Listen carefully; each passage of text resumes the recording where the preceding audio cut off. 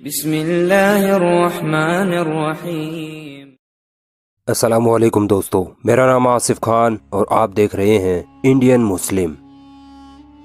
दोस्तों, क्या आप जानते हैं दुनिया के इतिहास का सबसे अमीर शख्स एक मुसलमान था। उस मुसलमान की दौलत का अंदाज़ा इस बात से लगा लो कि आज के अंबानी, बिल गेट्स जैसे लोग उस मुसलमान के नौकर हुआ करते थे। मैं बात कर रहा हूँ माली सल्तनत के राजा मंसा मूसा की। आज से लगभग 750 साल पहले 1280 ईस्वी में अफ्रीका की किसी अनजान जगह पर मंसा मूसा का जन्म हुआ था।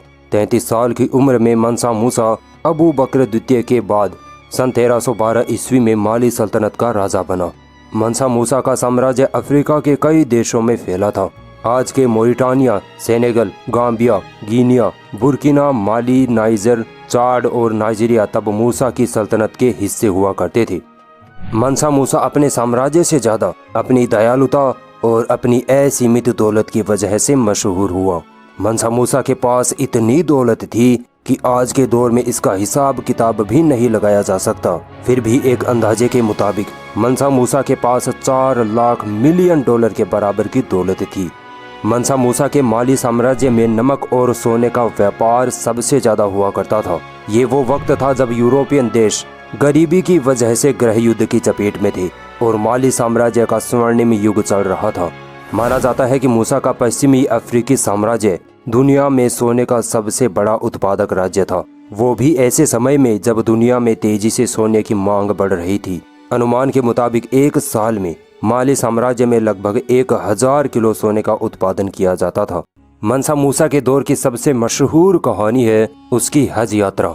सन 1324 ईस्वी में मंसा मूसा ने हज करने का मन बनाया, मगर हैरान कर देने वाली बात तो ये है कि मंसा मूसा अकेला नहीं बल्कि अपने 60,000 लोगों को साथ लेकर हज करने निकला था। इतिहासकार कहते हैं कि इन 60,000 लोगों में से 12,000 तो केवल मंसा मूसा के नौकर थे। सफर के दौरान मंसा मूसा के आगे 500 ऐसे लोग चल रहे थे जिन्होंने बेहतरीन रेशमी लिबास पहना था और उनके हाथ में 2-2 किलो सोने की एक छड़ी थी।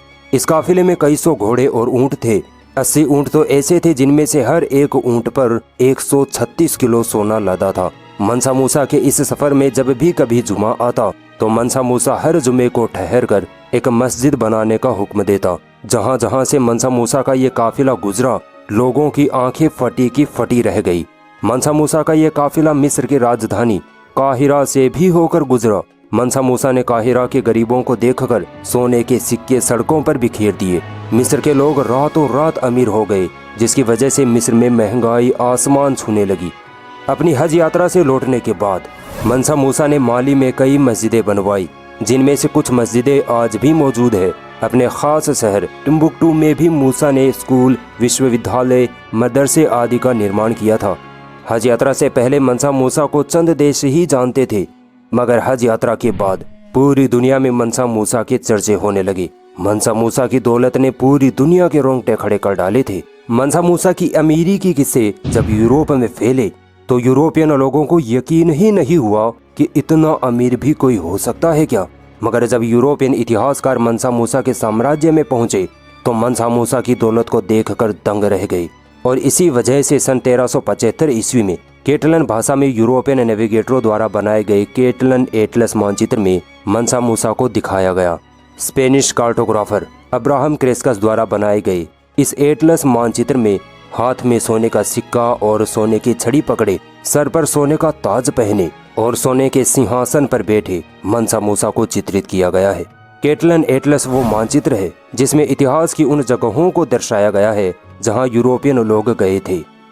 ऐतिहासिक दस्तावेजों से पता चलता है कि मंसा मूसा के पास बेशुमार दौलत थी। अगर उसकी दौलत का आज के हिसाब से अंदाजा लगाया जाए तो ये करीब 4 लाख मिलियन डॉलर यानी लगभग 30 लाख करोड़ रुपए बनते हैं। आज के सबसे अमीर लोग भी इस दौलत के आसपास भी नहीं फटकते। 25 साल माली सल्तनत पर राज करने के बाद सन 1337 ईस्वी में मंसा मूसा की मृत्यु हो गई। अगर ये वीडियो आपको पसंद आई तो इस वीडियो को लाइक ज़रूर करें और भी ऐसी इंटरेस्टिंग वीडियोस देखने के लिए हमारा चैनल सब्सक्राइब ज़रूर करें और इस घंटे को भी दबाएं ताकि जब भी हम कोई नई वीडियो डालें तो उसका नोटिफिकेशन आप तक सबसे पहले पहुंच जाए।